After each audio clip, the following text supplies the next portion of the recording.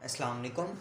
आज हम अपना नेक्स्ट टॉपिक पढ़ रहे हैं जो कि रिएक्शंस ऑफ अल्कीन्स हैं। हमने इससे पहले भी रिएक्शंस ऑफ अल्कीन्स पढ़े थे जिनके अंदर हमने एडिशन रिएक्शंस जो उनसे हैं वो मुकम्मल तौर पर कर लिए हैं। आज हम ऑक्सीडेशन रिएक्शन और पॉलीमराइजेशन रिएक्शन ये दोनों कंप्लीट पढ़ेंगे और इसके साथ ही हमारा रिएक्शंस ऑफ अल्कीन्स का टॉपिक मुकम्मल तौर पर ख़त्म हो जाएगा। तो काइंडली अगर किसी ने वो वीडियोस नहीं देखी हुई तो पहले वो ज़रूर देख लें ताकि आपको सारे टॉपिक्स की सही तरीके से समझ आए। तो ऑक्सीडेशन रिएक्शन में देखते हैं, हमारे पास ऑक्सीडेशन रिएक्शन में 3 से 4 तरह के रिएक्शंस हमारे पास आ रहे होते हैं। पहला रिएक्शन होता है सिर्फ एडिशन ऑफ ऑक्सीजन, हम सिर्फ O2 की एडिशन करते हैं इस रिएक्शन के अंदर। नेक्स्ट रिएक्शन कहता है हाइड्रोक्सिलेशन। हाइड्रोक्सिलेशन से मुराद हाइड्रोक्सिल ग्रुप है, हाइड्रोक्सिल ग्रुप ऐड कर दिया जाता है।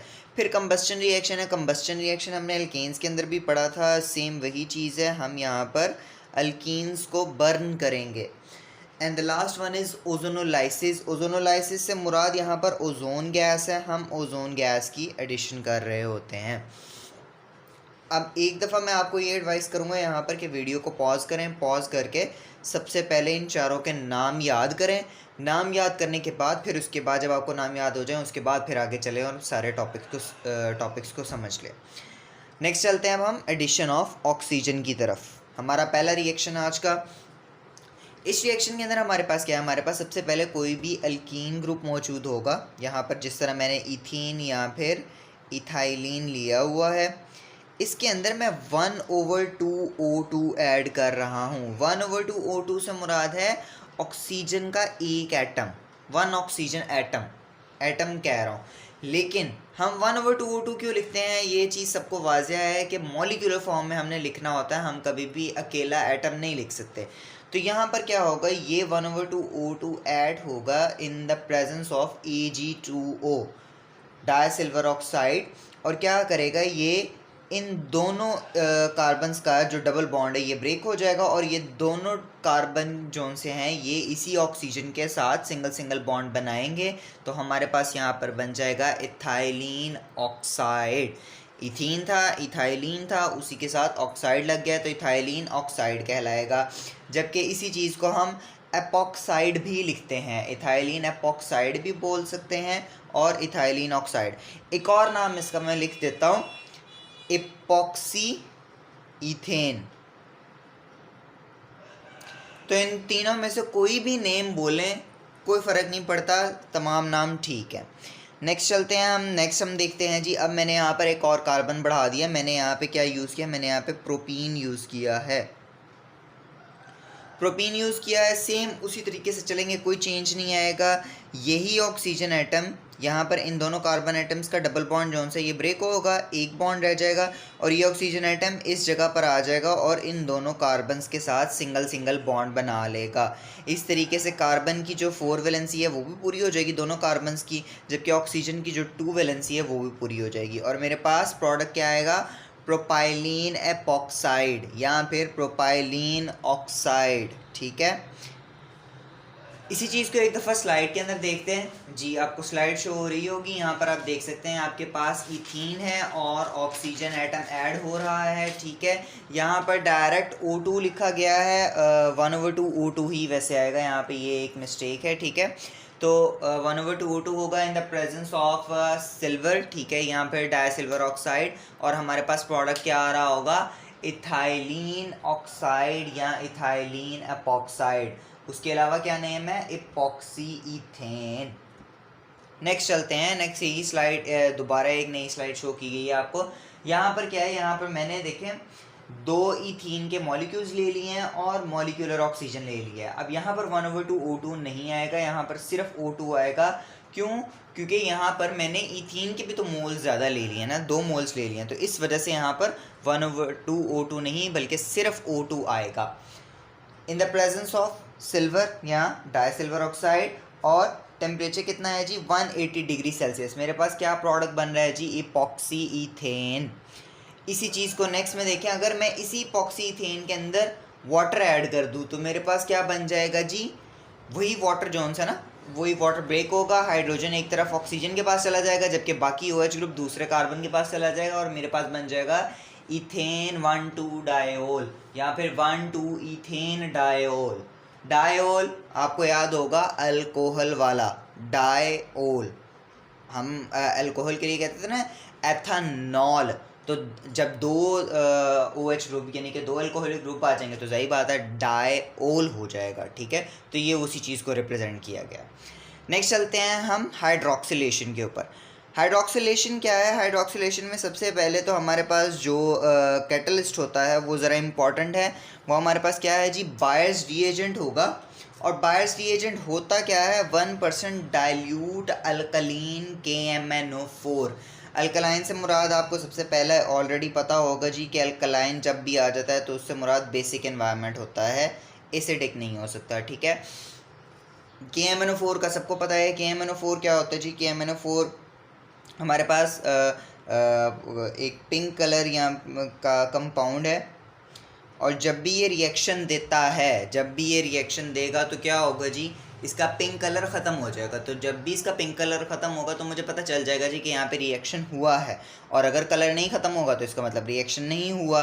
तो अगर इसका पिंक कलर ख़त्म हो जाता है तो मुझे ये भी अंदाज़ा हो सकता है कि ये अनसैचुरेटेड कंपाउंड है कि नहीं। इन शॉर्ट ये रिएक्शन एक टेस्ट है, इसे एज अ टेस्ट यूज़ किया जा सकता है। अब इसे एज अ टेस्ट कैसे यूज़ किया जा सकता है इसे मैं दोबारा अभी रिएक्शन के आखिर पे दोबारा बताता हूँ, लेकिन फ़िलहाल अब हम यहाँ पर एक दफ़ा रिएक्शन को पढ़ते हैं जी। रिएक्शन हमारे पास क्या है जी? हमारे पास 3 मोल्स हैं इथीन के, इथीन या फिर इथाइलिन। 2 मोल्स हैं 2 KMnO4 के, ठीक है। और 4H2O हमारे पास मौजूद है। Cold 1% dilute alkaline KMnO4 environment, ठीक है। बायर्स रिएजेंट हमारे पास है, ठीक है। प्रोडक्शन क्या होगी हमारे पास? रिजल्ट क्या आएगा? सबसे पहली चीज़ कि हमारे पास ये जो इथीन है ना, इस इथीन का ये जो कार्बन का डबल बॉन्ड है ये ब्रेक हो जाएगा। ये डबल बॉन्ड ब्रेक हुआ, ठीक है। अब इन दोनों कार्बन के 3-3 बॉन्ड बन रहे हैं, एक एक कार्बन कम हो गया। तो ये एक एक कार्बन कैसे पूरा होगा? यहाँ पर दोनों तरफ OH ग्रुप आ जाएगा और ये क्या बन जाएगा? इथाइलिन ग्लाइकोल, विस्नल ग्लाइकोल, या फिर इसे हम ऑलरेडी एक नाम अभी दे चुके हैं 1,2 इथेन डायोल, ठीक है। ये सारे इसी अल्कोहलिक ग्रुप के नाम है। इथेन 1,2 डायोल भी हमने लिखा है, ठीक है। विस्नल डायोल भी लिख सकते हैं, विस्नल ग्लाइकोल भी हो सकता है। अगर यहाँ पर आप सिर्फ मुझसे कहते हैं जी IUPAC नेम तो वो यही है 1,2 इथेन डायोल, ये इसका IUPAC नेम है। जबकि इथाइलिन ग्लाइकोल जोन सा ये एक पॉपुलर नेम भी है। उसके अलावा हमारे पास क्या प्रोडक्ट बनेगा? हमारे पास 2KOH बनेगा। ये पोटाशियम यहाँ से वाटर के साथ रिएक्ट करके हमारे पास पोटेशियम हाइड्रोक्साइड बनाएगा, 2KOH बन जाएगा। जबकि हमारे पास जो KMnO4 था, इस KMnO4 में से पोटेशियम तो यूज़ हो गया है, ऑक्सीजन भी यहाँ पर आके यूज़ हो गया, तो मेरे पास क्या बचेगा? MnO2। 2 मोल्स बचेंगे मेरे पास MnO2 के। अब यहाँ पर क्या हुआ है? यहाँ पर ये रिएक्शन के अंदर 2KMnO4 ख़त्म हो चुका है। 2KMnO4 का पहले कलर आ रहा था मेरे पास पिंक कलर, तो अब तो वो KMnO4 ही नहीं रहा, तो उसका पिंक कलर भी नहीं रहेगा। तो इसका मतलब यहाँ पर रिएक्शन हो चुका है। अगर मेरे पास पिंक कलर अब नहीं रहा तो इसका मतलब रिएक्शन हो गया। और रिएक्शन कब होगा? रिएक्शन तब होगा जब यहाँ पर अनसैचुरेशन होगी, यानी कि डबल या ट्रिपल बॉन्ड होगा। अगर डबल बॉन्ड ना होता, अगर सपोज करें अल्केन होता है यहाँ पे, अगर मैं सपोज करूँ जी मेरे पास यहाँ पे अल्केन होता तो ये रिएक्शन ही नहीं होना था। तो इसका मतलब मैं अगर ये रिएक्शन करवाता हूँ तो ये रिएक्शन उन्हीं के साथ होगा जिनके अंदर अनसैचुरेशन है। मतलब कि अनसैचुरेशन के लिए ये एक किस्म का टेस्ट है। इससे मैं पता कर सकता हूँ कि क्या अनसैचुरेशन है कंपाउंड के अंदर या फिर नहीं है। नेक्स्ट चलते हैं। नेक्स्ट हम देखते हैं जी एक और एग्जाम्पल। इस एग्जाम्पल के अंदर क्या है जी? सिर्फ एक कार्बन नंबर बढ़ा दिया मैंने, बाकी सारी चीज़ें सेम रखी हैं ताकि किसी किस्म का कोई डिफरेंस ना आ जाए। तो यहाँ पर क्या होगा जी? हमारे पास CH3CH डबल बॉन्ड CH2। अब जिन 2 कार्बन्स के साथ डबल बॉन्ड है वहीं पर आप देखेंगे कि OH ग्रुप ऐड होगा, कहीं और नहीं ऐड होगा। तो मेरे पास 2KMnO4 है प्लस 4H2O है। यहाँ से OH ग्रुप रिमूव हुए, रिमूव होकर हमारे पास किन पोजीशंस के ऊपर आएंगे? 1 और 2 पोजीशन के ऊपर, जहाँ पर ऑलरेडी हमारे पास डबल बॉन्ड था। वो डबल बॉन्ड ब्रेक हुआ और यहाँ पर OH ग्रुप पर अटैच हो गया। अब मैं इसे क्या कहूँगा? Propylene glycol. और अगर कोई बच्चा मुझे कहे जी कि इसका IUPAC नेम क्या होगा, तो वो क्या बन जाएगा, 1,2 प्रोपेन डायोल। ठीक है, बाकी प्रोडक्ट सेम है, देखें 2KOH, वैसे का वैसे ये 2MnO2 सेम वही है।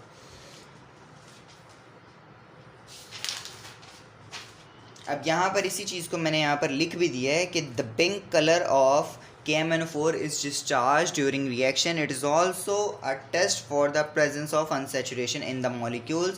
यानी कि पिंक कलर जब भी डिस्चार्ज होगा तो इसका मतलब ये है जी कि यहाँ पर कंपाउंड अनसेचुरेटेड था, सेचुरेटेड कंपाउंड नहीं था, क्योंकि जब सेचुरेटेड कंपाउंड होगा तब रिएक्शन ही नहीं होगा। ठीक है, नेक्स्ट चलते हैं हम कंबस्टन के ऊपर। कंबस्टन हमने अल्केन्स के अंदर भी पढ़ी थी, अल्कीन्स के अंदर भी आ रही है। कंबस्टन में क्या होता है, हमारे पास एक्सेस ऑफ ऑक्सीजन के अंदर हम किसी भी कंपाउंड को बर्न करते हैं, उसे हम कहते हैं कंबस्टन।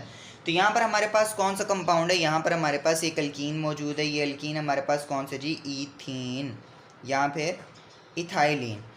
ऑक्सीजन मौजूद है, रिएक्शन करवा रहे हैं, हमारे पास क्या आ रहा है जी, हमारे पास 2CO2 + 2H2O। जितने कार्बन यूज़ हुए हैं ना, जितने कार्बन, वो सारे के सारे मेरे पास कार्बन डाइऑक्साइड ही बनाएंगे, जबकि जो बाकी होंगे ऑक्सीजन और हाइड्रोजन वो मिलेंगे और मिलके वाटर बना देंगे। और क्योंकि कंबस्टन एक एक्सोथर्मिक रिएक्शन है, एक्सोथर्मिक रिएक्शन है, तो मेरे पास at the end heat energy release होगी लाजमी। अब एक दफ़ा इसी चीज़ को हम स्लाइड के अंदर देखते हैं जी, आपको स्लाइड शो हो रही होगी। यहाँ पर आप देख सकते हैं कि आपके पास रिएक्शन क्या है, अल्कीन प्लस एक्सेस O2।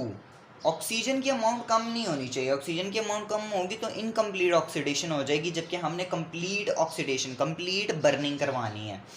और हमारे पास प्रोडक्ट क्या आ रहा है जी, CO2 + H2O। ठीक है, अब इसकी एग्जांपल लिखी हुई है, C2H4 + 3O2, हमारे पास क्या बन रहा है, 2CO2 + 2H2O। ये रिएक्शन हम ऑलरेडी कर चुके हैं। अब जो 2 पॉइंट्स है ना, हम उनके ऊपर ज़रा फोकस करने वाले हैं। Alkenes burn with sootier flames as compared to alkanes because alkenes have a higher percentage of carbon than alkanes. ये एक MCQs भी मौजूद है एक्सरसाइज के अंदर। पहली चीज़ क्या है जी कि alkenes burn with sootier flames. Alkenes की जो फ्लेम्स होती हैं वो ज़्यादा सूटी होती हैं, और उसकी वजह क्या है, उसकी वजह ये है कि as compared to alkanes, alkenes के अंदर कार्बन की अमाउंट ज़्यादा होती है। कार्बन की अमाउंट ज़्यादा है ना, देखें CH4 होता है अल्केन के अंदर, लेकिन हम जब देखते हैं जी अल्कीन के अंदर, तो उसके अंदर क्या होता है, C2H4। ठीक है, तो एक कार्बन बढ़ चुका है, हाइड्रोजन तो उतना ही है, हाइड्रोजन H4 उसके अंदर भी है, यहाँ पर भी H4 है, लेकिन यहाँ पर क्या हमने देखा जी, हमारे पास एक कार्बन बढ़ चुका है। नेक्स्ट चलते हैं हमारा नेक्स्ट रिएक्शन जो कि है ओजोनोलाइसिस का। ओजोनोलाइसिस के अंदर हमारे पास क्या होता है, ओजोनोलाइसिस से मुराद है हमारे पास यहाँ पर ओजोन गैस ऐड होने वाली है, ओजोन O3। अब होगा क्या, ये रिएक्शन जोन है, ये 2 से 3 स्टेप्स के अंदर है। ठीक है, और इसके अंदर हमारे पास एक अनस्टेबल प्रोडक्ट भी बनेगा जो कि मोनोओजोनाइड अनस्टेबल है, उसके बाद फिर हम ओजोनाइड बनाएंगे। अब ये होगा रिएक्शन कैसे, सबसे पहले तो हमेशा की तरह एक इथीन मॉलिक्यूल हमारे पास मौजूद है, उस इथीन मॉलिक्यूल के अंदर एक ओजोन गैस ऐड हो रही है, O3 मॉलिक्यूल ऐड हो रहा है। तो हमेशा की तरह यहाँ से सबसे पहले ये जो डबल बॉन्ड है, इस डबल बॉन्ड को ब्रेक होना पड़ेगा। ये डबल बॉन्ड ब्रेक होकर सिंगल बॉन्ड बनेगा। देखें आप यहाँ पर देख सकते हैं, ये कार्बन है, कार्बन के साथ दोनों हाइड्रोजन वैसे के वैसे ही अटैच हैं, इस कार्बन के साथ भी दोनों हाइड्रोजन वैसे के वैसे ही अटैच हैं। यहाँ से डबल बॉन्ड ब्रेक होके एक सिंगल बॉन्ड रह चुका है अब, जबकि ये ऑक्सीजन जोन से आप देख सकते हैं, ये ऑक्सीजन एटम किस तरीके से आ गए हैं, एक ऑक्सीजन यहाँ पर, एक ऑक्सीजन दूसरे कार्बन के साथ, और ये दोनों ऑक्सीजन तीसरे ऑक्सीजन के साथ मिल चुके हैं। अब ये एक अनस्टेबल प्रोडक्ट है, ये स्टेबल नहीं है, तो ये फ़ौरन सबसे पहले अपनी पोजीशन चेंज करेगा। ये जो सिंबल होता है हमारे पास एरो लगा के, और उसके ऊपर अगर ये निशान लगाओ, तो इसका मतलब ये है कि प्रोडक्ट सेम है, कोई रिएक्शन नहीं हुआ। सिर्फ हुआ क्या है कि जो हमारे पास पहले से रिएक्टेंट मौजूद था ना, उसी ने अपना स्ट्रक्चर चेंज किया है, किसी किस्म का और कोई रिएक्शन नहीं हुआ, सिर्फ स्ट्रक्चर चेंज हुआ है। तो स्ट्रक्चर यहाँ पर कैसे चेंज होगा, ये ऑक्सीजन यहाँ से क्लाइम करके ऊपर की तरफ आ जाएगा और कार्बन्स के साथ डबल बॉन्ड बना लेगा। अब जैसे सिंगल बॉन्ड बना लेगा, और जैसे ही कार्बन का यहाँ पर बॉन्ड बनेगा तो इसका मतलब कार्बन के 5 बॉन्ड हो गए, तो कार्बन ये वाला बॉन्ड तोड़ देगा। ठीक है, ये देखें कार्बन के साथ हाइड्रोजन वैसे के वैसे ही मौजूद है, ये कार्बन के साथ हाइड्रोजन सेम मौजूद है, ये ऑक्सीजन के साथ बॉन्ड सेम है, यहाँ पर भी था यहाँ पर भी था। बस ये क्या फ़र्क है, अब इन दोनों ऑक्सीजन्स ने भी अपने दरमियान में एक बॉन्ड बना लिया एक दूसरे के साथ, जबकि जो तीसरा ऑक्सीजन था ये हमारे पास इस पोजीशन के ऊपर आ गया और इसने यहाँ पर दोनों कार्बन्स के साथ डबल बॉन्ड बना लिया है। अब मेरे पास यहाँ पर एक इंटरेस्टिंग रिएक्शन आ रहा है। वो क्या आ रहा है कि अगर मैं इसी रिएक्शन में वाटर ऐड कर दूँ, यही मेरे पास ओजोनॉइड है, इस ओजोनॉइड के अंदर अगर मैं वाटर ऐड कर दूँ तो फिर मेरे पास क्या होगा, तो मेरे पास ये होगा कि जो डबल बॉन्ड जिन कार्बन्स के दरमियान था ना वो ब्रेक हो जाएंगे। जैसे ही वो ब्रेक होंगे तो दोनों के अंदर ये इस तरीके से हाइड्रोजन और OH ग्रुप अलग-अलग होंगे और ये वहाँ पर ऐड हो जाएंगे, तो मेरे पास हमेशा एक एल्डिहाइड आएगा। ये मेरे पास एक एल्डिहाइड ग्रुप आ रहा है जिससे मैंने क्या नेम देना है जी, मेथानल। एक कार्बन की वजह से मेथन, और Al कहाँ से आ रहा है, एल्डिहाइड से आ रहा है, ये एल्डिहाइड से Al। ठीक है, तो ये बन गया मेरे पास मेथानल। जबकि यहाँ पर मेरे पास क्या बनेगा, H2O2। H2O2 कैसे आ गया जी, यहाँ से ऑक्सीजन रिमूव हुआ ना, ये देखें ये मेरे पास ये चीज़ मेरे पास एक मेथानल बना रही है और ये चीज़ मेरे पास दूसरा मेथानल बना रही है। ये ऑक्सीजन रिमूव होके इस वाटर के अंदर ऐड हो जाएगा, तो ये बन जाएगा H2O2। इस H2O2 को मैं रिकवर कर सकता हूँ वाटर के अंदर, कैसे कर सकता हूँ, जिंक ऐड करेंगे और हमारे पास यहाँ पर ZNO आ जाएगा और H2O आ जाएगा। अब इसी रिएक्शन को हम दोबारा देखेंगे विद एन एग्जाम्पल, यानी कि हम कार्बन चेन बढ़ाएंगे, लेकिन उससे पहले एक दफ़ा मैं ज़रा स्लाइड शो करवाता हूँ जिसमें आपको ज़्यादा क्लैरिटी होगी। जी आपको स्लाइड शो हो रही होगी, यहाँ पर आप देख सकते हैं आपके पास जिनके दरमियान जो कार्बन्स जिनके दरमियान डबल बॉन्ड है ना, सिर्फ वो शो किए गए हैं, बाकी सारा कुछ नहीं शो किया गया। अब होगा क्या, सबसे पहले उनके अंदर ऑक्सीजन ऐड होगा, O3 ऐड हुआ। ठीक है, देखें ओजोनॉइड बनाया है, डायरेक्ट मैंने मोनो ओजोनॉइड पे यहाँ पे फोकस नहीं करवाया क्योंकि मैं यहाँ पे एल्डिहाइड की फॉर्मेशन के ऊपर ध्यान दे रहा हूँ। ठीक है, तो क्या हुआ, यहाँ पर ओजोनॉइड आ गया। ठीक है, ओजोनॉइड बना। अब दोबारा से पहले वाले रिएक्शन और दूसरे वाले रिएक्शन दोनों को एक साथ लेके चलते हुए तीसरे वाला रिएक्शन करवाना है। कैसे करवाना है जी, देखें अगर आप गौर करें तो मेरे पास क्या जी, मैं पहले में से देखूंगा किन दो कार्बन्स के दरमियान डबल बॉन्ड था। जिन दो कार्बन के दरमियान डबल बॉन्ड था ना, वही दो कार्बन्स आगे ऑक्सीजन के साथ मिले हैं और वही दो कार्बन्स आखिर पे अलहदा हो गए हैं। इन्हीं को अलहदा करना है, हमेशा ये नहीं है कि मिड से ही ब्रेकेज होगी, क्योंकि दो कार्बन्स वाले की एग्जांपल के साथ बच्चे यही डाउट करते हैं जी कि ब्रेकेज हमेशा दरमियान से होगी, और ये चीज़ गलत हो जाती है। ख़ास तौर पे MCAT जैसे पोर्शन के अंदर ये चीज़ बहुत ज़्यादा कंफ्यूजिंग होती है। तो ब्रेकेज वहाँ पर होगी जहाँ पर डबल बॉन्ड होगा, तो डबल बॉन्ड ब्रेक होगा तो हमारे पास यहाँ पर क्या बनेगा जी, हमारे पास दो एल्डिहाइड के ग्रुप्स आ जाएंगे। अब यही कन्फ्यूजन दूर करने के लिए मैं यहाँ पर एक एग्जांपल ऐसी ले रहा हूँ जिसके अंदर मेरे पास अनइक्वल डिस्ट्रीब्यूशन है और जहाँ पर मेरे पास डबल बॉन्ड की ब्रेकेज दरमियान से नहीं होने वाली बल्कि डबल बॉन्ड से होगी, ताकि आपको ज़्यादा क्लियर हो जी। अब इस एग्जांपल को देखते हैं हम। यहाँ पर देख सकते हैं आप कि मेरे पास क्या मौजूद है, मेरे पास है 1 ब्यूटीन। इन दो 1 और 2 इन दोनों कार्बन्स के दरमियान डबल बॉन्ड मौजूद है। अब मैंने ओजोन ऐड करनी है, ओजोन इन्हीं के साथ ऐड होगी। ठीक है, सबसे पहले ये कार्बन का डबल बॉन्ड जो उनसे ये ब्रेक होगा और ये ऑक्सीजन के साथ मिल जाएंगे। ये मेरे पास मोनो-ओजोनाइड अनस्टेबल बना हुआ है। ठीक है, इसी को स्टेबल कंपाउंड ओजोनॉइड में मैंने बना दिया। ठीक है, ये ओजोनॉइड बन गया। ठीक है, देख लें कोई और चेंज तो नहीं है ना, CH3 वैसे का वैसे ही, CH2 वैसे का वैसे ही है। जो कुछ हो रहा है यहाँ पर हो रहा है, इसके अलावा और कहीं पे कुछ नहीं होने वाला। ठीक है, अब मैंने वाटर ऐड किया। वाटर ऐड करने से क्या होगा, अब यहाँ पर ब्रेकेज होगी, एल्डिहाइड ग्रुप बनेगा। ब्रेकेज कहाँ पर होगी, जहाँ पर डबल बॉन्ड था। तो इन दो कार्बन्स के दरमियान डबल बॉन्ड था, तो ये अलहदा हो जाएगा, ये अलहदा हो जाएगा। ये ऑक्सीजन किधर जाएगा जी, ये H2O के साथ ऐड हो जाएगा। अब देखें यहाँ पर क्या है, CH3 वैसे का वैसे, CH2 सेम वैसे का वैसे, C डबल बॉन्ड ऑक्सीजन के साथ। ठीक है, और ये हाइड्रोजन इसके साथ वैसे का वैसे ही आ गया। ठीक है, ये चीज़ क्लियर हो गई होगी अब आपको। और इसका नेम क्या होगा, ये 3 कार्बन वाला एल्डिहाइड है तो ये बन जाएगा जी प्रोपानल। जबकि ये मेरे पास अब बाकी का बच गया कंपाउंड, ये क्या है जी, कार्बन है, डबल बॉन्ड ऑक्सीजन हो जाएगा, ठीक है, ये यहाँ पर ऑक्सीजन के साथ डबल बॉन्ड बन जाएगा और 2 हाइड्रोजन के एटम्स दोनों मौजूद हैं, ठीक है। तो यहाँ पर मेरे पास क्या बना जी, मेरे पास एक मेथानल बन गया है, 1 कार्बन वाला एल्डिहाइड फॉर्म हो चुका है जिसे मैं क्या कहूँगा, मेथानल। सेम उसी तरीके से मेरे पास H2O2 ऑब्टेन हुआ है, इसी H2O2 को मैं जिंक के साथ रिएक्ट करवाऊंगा, जिंक के साथ जैसे रिएक्ट करवाऊंगा तो मेरे पास क्या बन जाएगा जी, ZNO, और मेरे पास जो वाटर है वो रिकवर हो जाएगा। इसी रिएक्शन को अब एक दफ़ा स्लाइड के अंदर हम देखते हैं जी, आपको स्लाइड शो हो रही होगी। इस स्लाइड के अंदर आप देख सकते हैं जी, मेरे पास मैंने R1 R2 R3 R4 separate करके रिप्रेजेंट कर दिए हैं ताकि आपको हाइड्रोजन CH3 C2H5 किसी चीज़ के अंदर कन्फ्यूजन ना रहे। आपको सिर्फ ये याद होना चाहिए कि ब्रेकेज होगी वहाँ पर जहाँ पर डबल बॉन्ड होगा, ठीक है। अब आप देख सकते हैं जी कि हमारे पास O3 ऐड हुआ, तो O3 ऐड होने के बाद सबसे पहले क्या मेरे पास बना, मोलोओजोनाइड। मोलोओजोनाइड बन गया।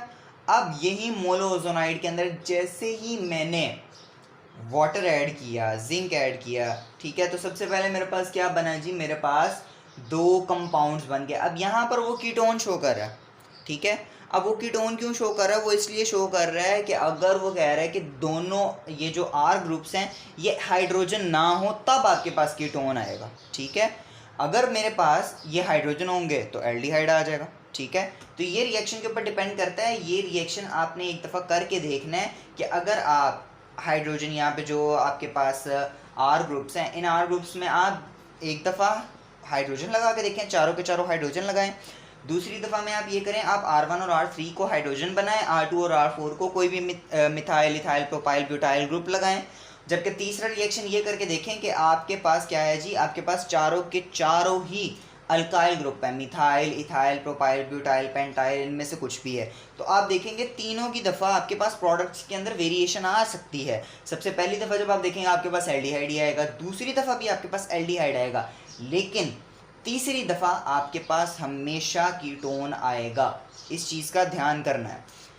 नेक्स्ट चलते हैं जी अब हम पॉलीमराइजेशन रिएक्शन के ऊपर। सबसे पहली चीज़ जी, पॉलीमराइजेशन होता क्या है। पॉलीमराइजेशन ऐसे रिएक्शन को बोलते हैं, पॉलीमराइजेशन क्या है जी, सबसे पहले तो पॉलीमराइजेशन पॉलीमर की फॉर्मेशन को बोलते हैं। पॉलीमर किसे कहते हैं, पॉलीमर हमारे पास पोली वर्ड जो सा होता है वो हमेशा होता है मैनी के लिए, जबकि MER वर्ड जो यहाँ पर आ रहा है वो है बॉडीज़ के लिए, मॉलिक्यूल्स के लिए। तो पॉलीमर से मुराद ये है मैनी मॉलिक्यूल्स, मतलब स्मॉल मॉलिक्यूल्स मिलेंगे और स्मॉल मॉलिक्यूल्स मिल के मेरे पास एक लार्ज कंपाउंड बनाएंगे। देखें यहाँ पे क्या लिखा है जी, मोनोमर्स मिलेंगे combined together to form larger molecules known as polymers. तो मेरे पास स्मॉल मॉलिक्यूल्स मिलके लार्जर मॉलिक्यूल्स बनाएंगे तो वो क्या कहलाएंगे जी, पॉलीमर। और इस प्रोसेस को हम क्या कहेंगे जी, पॉलीमराइजेशन। पॉलीमराइजेशन तो क्या होता है जी, हमारे पास ये पॉलीमराइजेशन रिएक्शन हो रहा है। मेरे पास यहाँ पे क्या हो, मेरे पास इथीन मॉलिक्यूल है। अब मैंने क्या कहा था, लार्ज नंबर में होना चाहिए, तो लार्ज नंबर के लिए मैंने n लिख दिया, क्योंकि ये लार्ज नंबर 2 4 या 10 15 नहीं है, ये हज़ारों में बात हो रही है, ये लाखों में बात हो रही है, तो इस वजह से मैंने n नंबर ऑफ लिख दिया। तो क्या होगा, जैसे ही n नंबर मिलेंगे 400 डिग्री सेल्सियस 100 atm प्रेशर पे और ऑक्सीजन के ट्रेसेस होंगे, ठीक है। तो यहाँ पर मेरे पास क्या हो जाएगा, मेरे पास ये डबल बॉन्ड ब्रेक होगा और ये एक, अगर मैं सपोज करूँ कि मेरे पास जब 2 इथीन मॉलिक्यूल्स होंगे तो इनका रिएक्शन कैसे होगा जी, कि ये 2 इथीन मॉलिक्यूल्स CH2 हो जाएगा, ये आगे CH2 के साथ मिल जाएगा और यही CH2 यहाँ से CH2 CH2। इस तरीके से यहाँ पे आप देख सकते हैं जी कि इन 2 कार्बन को छोड़ें, ये दरम्यान वाले दोनों कार्बन को देखें, इनकी वैलेंसी सेटिस्फाइड है, ठीक है। जो लास्ट होंगे उनकी वैलेंसी सेटिस्फाई किसी और तरीके से हो जाएगी, वो खुद ही आपस में बॉन्ड बना लेंगे, ठीक है। तो यहाँ पर आप देख सकते हैं जी कि ये वैलेंसीज इस तरीके से सेटिस्फाई हो रही हैं, देखें, ठीक है। तो ये चेन चलेगी कितनी, जितने ही आपने मोनोमर्स ऐड किए होंगे ये उतने ही मोनोमर्स तक चलेगी, ठीक है। एक और चीज़ यहाँ पर कि गुड क्वालिटी आपको कब मिलेगी। अच्छा, ये चीज़ पॉलीइथीन या पॉलीइथाइलिन या पॉलीथीन कहलाती है। सारे नाम मैं लिख देता हूँ। पॉलीथीन, पॉलीइथीन या फिर पॉलीइथाइलिन। ये पॉलीइथाइलिन है क्या? ये पॉलीइथाइलिन बैग्स जो शॉपर्स हमारे पास मार्केट के अंदर अवेलेबल होते हैं, ये इन्हीं के बने हुए होते हैं। जो प्लास्टिक होता है ये पॉलीथीन होता है। अब गुड क्वालिटी हमारे पास पॉलीथीन की कब आती है? गुड क्वालिटी तब हमारे पास ऑब्टेन होगी जब हम इथीन को पॉलीमराइज करेंगे इन द प्रेजेंस ऑफ। यहाँ पर देखें, सिर्फ कैटलिस्ट के फ़र्क आने की वजह से हमारे पास क्वालिटी चेंज हो सकती है। प्रेजेंस किसकी होगी? कैटलिस्ट कौन सा होगा? Aluminium tri ethyl lead and titanium tetrachloride catalyst. ठीक है, एल्यूमिनियम ट्राइथाइल लेड होगा और टाइटेनियम टेट्राक्लोराइड कैटलिस्ट होगा, तब हमारे पास एक गुड क्वालिटी ऑफ पॉलीइथीन आएगी। इस चीज़ को एक दफ़ा स्लाइड के अंदर देख लेते हैं। जी, आपको स्लाइड शो हो रही होगी। स्लाइड के अंदर देखेंगे तो आपको 3 मॉलिक्यूल्स शो किए गए हैं पॉलीइथीन के। तीन मॉलिक्यूल्स शो किए गए इथीन के, सॉरी, इथीन के 3 मॉलिक्यूल्स शो किए गए हैं। वो तीनों मॉलिक्यूल्स आपस में बॉन्ड बना के हमारे पास एक 6 कार्बन का मॉलिक्यूल दे रहे हैं। ठीक है, अब यही चीज़ जब मैं इथीन को n नंबर के साथ करूँगा, n नंबर थाउजेंड्स, 10,000, 100,000, मिलियंस के अंदर अमाउंट है। ठीक है, तो मेरे पास पॉलीइथीन आ जाएगा। So this is all for today's video. I hope so कि सब बच्चों को समझ आ गई होगी लेक्चर की। अगर आपको लेक्चर की समझ आती है तो काइंडली वीडियो को लाइक करें, शेयर करें और चैनल को सब्सक्राइब ज़रूर करें। इंशाल्लाह जो हमारा नेक्स्ट टॉपिक होगा वो नेक्स्ट हमारा इंशाल्लाह प्रॉपर्टीज़ ऑफ अल्कीन्स के ऊपर होगा, फ़िज़िकल प्रॉपर्टीज़ ऑफ अल्कीन्स, जिसके बाद हम यूजेस ऑफ इथीन भी इंशाल्लाह करेंगे। So subscribe to the channel. Thank you. अल्लाह हाफ़िज़।